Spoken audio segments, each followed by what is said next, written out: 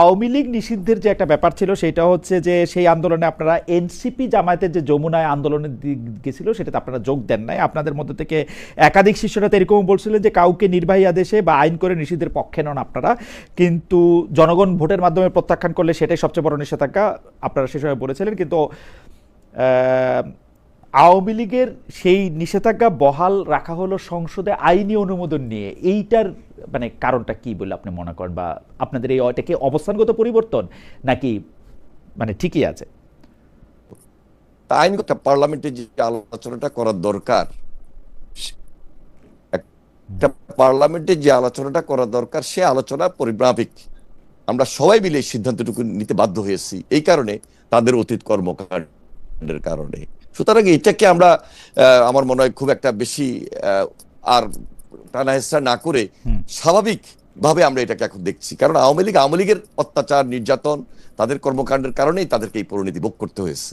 না সেটা ঠিক আছে, কিন্তু এটা আপনাদের অবস্থানগত পরিবর্তন কিনা, যে আপনারা বলতেছিলেন যে না আমরা এরকম নিষেধাজ্ঞা করতে চাই না, পরে আপনারা সংসদে আইন করে এটা নিষেধাজ্ঞা করলেন, এটা কি আপনাদের অবস্থানগত পরিবর্তন নাকি আপনারা কারো মানে প্রেসক্রিপশনের চাপে? না, এটা তো আমি একা আইন করি নাই তো, এটা আইন তো সেখানে যারা সংসদ সদস্য সবাই মিলে যেটা চেয়েছে তাই তো হয়েছে। মানে আপনাদের দল যেহেতু সংখ্যাগরিষ্ঠ, আপনারা এই ব্যাপারে তো সবাই একমত হয়েছেন, সর্বসম্মতিক্রমে সিদ্ধান্ত নিয়ে এই সিদ্ধান্ত হয়েছে। ওকে, সবার একমত হওয়া প্রসঙ্গে তাহলে আমরা একটা প্রশ্ন করতে চাই যে সংবিধান সংস্কার বা জুলাই সনদ বা এইসব ব্যাপারে তো সবাই আপনারা একমতই হয়েছিলেন, কিন্তু আপনাদের নেতা জনাব সালাউদ্দিন আহমেদ, মানে আপনাদের দলের স্বরাষ্ট্রমন্ত্রী বিএনপির একজন নেতা সালাউদ্দিন আহমেদ, উনি বলতেছেন যে চাপে পড়ে এই সিদ্ধান্ত নিয়েছিলেন, যে তারা মনে করছিলেন যে তারা আসলে সংসদ সদস্য হয় কি হয় না। দেখুন, দুইটা জিনিস, একটা হলো যেটা সংসদের দক্ষিণ প্লাজায় জুলাই সনদ যেটা পাশ হয়েছে, যে জুলাই সনদটা যেখানে সবাই মিলে আলোচনা করে সিদ্ধান্ত হয়েছে, সেই জুলাই সনদ সেখানে সর্বসম্মতিক্রমে সেটা যেন ভবিষ্যতে হয়, এই ব্যাপারে আমাদের মাননীয় প্রধানমন্ত্রী একদম বলছেন এটা অক্ষরে অক্ষরে করবেন। কিন্তু দেখেন, এবং এখানে তো কিছু আলোচনার সময় কিছু নোট অফ ডিসেন্ট ছিল, যে নোট অফ ডিসেন্ট নিয়ে পার্লামেন্টে আলোচনা হয়েছে। ওই আলোচনার পর ফাইনালি যখন এটা পাস হবে তখন হয়তো কিছু প্লাস পারে, সেটা নিয়ে আমার মনে হয়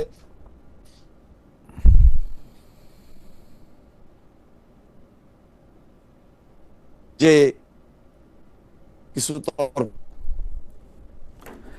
এনিভাই নেটওয়ার্ক, এনিভাই এই বাংলাদেশে মন্ত্রীদের ভাষায় নেটওয়ার্ক, এনিভাই বাংলাদেশে মন্ত্রীদের ভাষায় নেটওয়ার্ক এত খারাপ কেন? এটা কি ভাষাটা পুরো না, মন্ত্রীদের জন্য আলাদা কিছু নাই। আমরা মন্ত্রীরা স্বাভাবিক জীবন যাপন করি, সাধারণ স্বাভাবিক জীবন যাপনে তো নেটওয়ার্ক ভালো থাকে, স্বাভাবিক জীবনে তো নেটওয়ার্ক ভালো, মন্ত্রীদের জন্য স্বাভাবিক জীবনে তো নেটওয়ার্ক ভালো। মন্ত্রীদের ভাষায় কি বিশেষ ব্যবস্থাপনা নেটওয়ার্ক খারাপ কিনা? আমি প্রফেসর আসিফ নজরুলের ভাষায় নেটওয়ার্ক খারাপ পাইতাম খুবই। না, এটা মন্ত্রীদের না, অনেক সাধারণ মোবাইলও একই অবস্থা।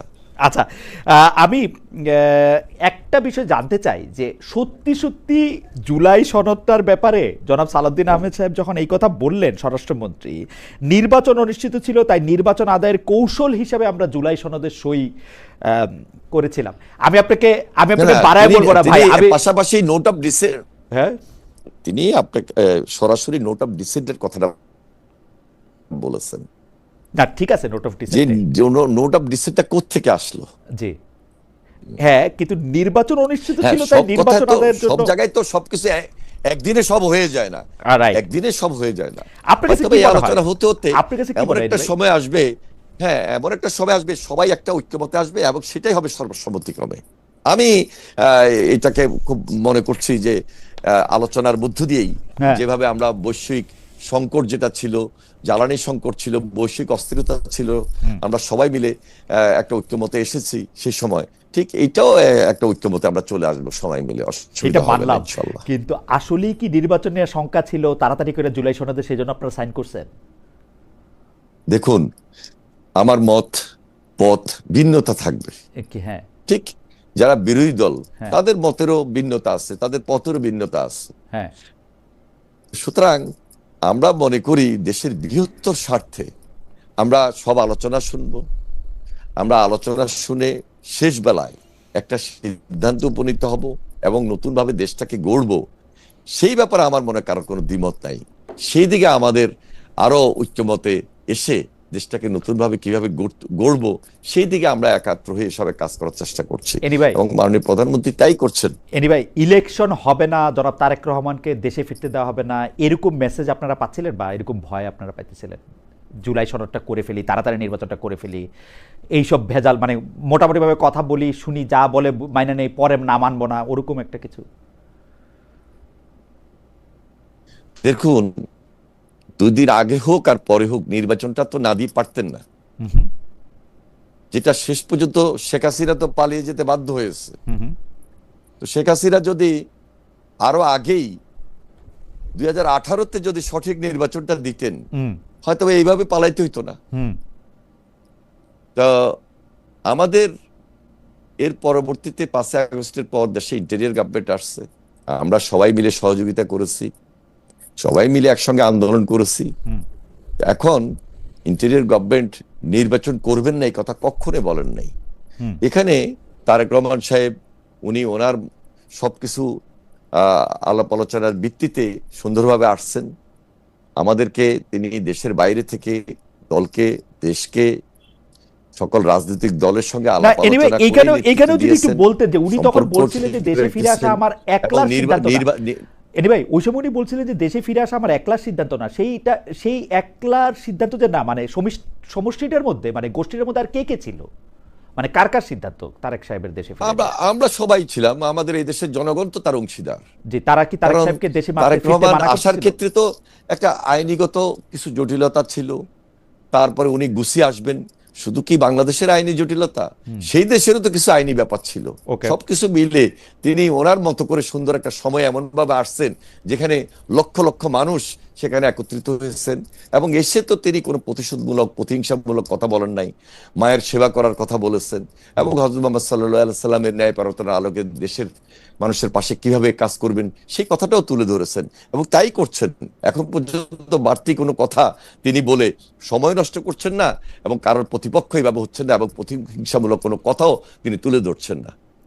প্রতিহিংসার কথা তুলে ধরছেন না সেই কথা ঠিক, কিন্তু আমি আবারও জুলাই সনদের একটা প্রসঙ্গের মধ্যে একটু ফিরে যেতে চাই যে তিনি প্রতিহিংসার কথা তুলে ধরছেন না, আপনারা প্রতিহিংসার কথা হয়তো সরাসরি বলছেন না, কিন্তু জুলাই সনদ নিয়ে বিএনপির প্রকৃত অবস্থান আসলে কি? জুলাই সনদ নিয়ে আপনাদের মধ্যে এক ধরনের ভয় সংখ্যা কেন, মানে আপনারা এটা বলতেছেন না? মানে আমি সরাসরি প্রশ্নটা করি, জুলাই সনদ যদি 100টার মধ্যে 100টা বিষয় বাস্তবায়িত হয় বিএনপির অসুবিধা কি? কিছু ব্যাপারে নোট অফ ডিসেন্ট দিয়েছি। জি দিবেন, নোট অফ ডিসেন্ট গুলো আপনারা শুনেন না? কিছু ব্যাপারে নোট অফ ডিসেন্ট দিয়েছি, যেগুলি ব্যাপারে দেন নাই সেটা পার্লামেন্টে আলোচনা হবে না। আমি কি শুধু আমি কি শুধু হাত তুলেই বলে দিব যে যেটা নোট অফ ডিসেন্ট দিছি এটা আমি মেনে গেলাম? এটা আলোচনা হতে পারে, সেই আলোচনাটা এখন হচ্ছে। আলোচনা হওয়ার পরে এমন একটা পর্যায়ে আসবে যে পর্যায়ে সর্বসম্মতিক্রমে প্লাস মাইনাস করে ছাড় দিয়ে যেগুলি সমাধান হবে। এটা তো একেবারে কঠিন করে দেখাটা ঠিক হবে না এই মুহূর্তে। না, যেগুলি ব্যাপারে নোট অফ ডিসেন্ট দিয়েছেন সেগুলি তো কেন আমি কঠিন করে দেখব? কঠিন করে দেখতেছি কারণ হচ্ছে যে আপনারা জুলাই সনদের ব্যাপারে বা জুলাই সনদের মধ্যে আপনারা হচ্ছে যেটাকে বলা হচ্ছে ব্যালেন্স অফ পাওয়ারের ব্যাপারে আপনারা কতগুলি ভেবেচিন্তে কতগুলি সিদ্ধান্তের ব্যাপারে আপনারা একমত হয়েছিলেন। তো সেই ব্যালেন্স অফ পাওয়ারের ক্ষেত্রে আপনাদের কতগুলো না, কতগুলো না, ম্যাক্সিমাম আমরা একমত হয়েছি। তো যেগুলি ব্যাপারে একমত হয়েছেন সেগুলিও তো আপনারা আসলে সংসদে ম্যাক্সিমাম আমরা একমত হয়েছি, সংসদে পাস করতে পারতেন। আপনাদের তো আসলে পার্লামেন্ট তো শুরু হয়েছে। জি না, সংসদে পাস হবে না যে তা তো না। এটা কি শুধু আমার একারে দায়িত্ব? সবারই তো দায়িত্ব আছে, বিরোধী দলের তো দায়িত্ব আছে। বিরোধী দল সরকারি দল মিলেই তো প্লাস মাইনাস, আবারও বলছি, হিসাব নিকাশ করে যেটা নোট অফ ডিসেন্ট ছিল সেটা হয়তো, আবার যেটা না ছিল সেটা তো হ্যাঁ হইতে পারে না, আবার যেটা হ্যাঁ ছিল সেটা হাই থাকবে। কিছু ছাড় সবাইকে দিতে হবে। ঠিক আছে, আপনি যদি জুলাই সনদের ব্যাপারে আপনি বলেন আপনার নোট অফ ডিসেন্টের কথা, কিন্তু আমি আসলে আপনাদের খুব নোট অফ ডিসেন্ট দেখি নাই। এই যে যেটা গুম কমিশন, যেটা মানবাধিকার কমিশন, সেটা সরকারের বিরুদ্ধে, এটার মধ্যে এগুলির মধ্যে আমি খুব বেশি নোট অফ ডিসেন্ট দেখি নাই। এখন আইনমন্ত্রী মহোদয় যেসব ব্যাপারে কথা বলতেছেন যে এই আইনগুলি নতুন যতটা দেখছেন, জি আইনগুলি করা হবে? আমি আইনমন্ত্রীকে শুনতেছিলাম যে অ্যাডভোকেট আসাদুজ্জামান বলতেছেন হ্যাঁ, যে বলেন, বলেন।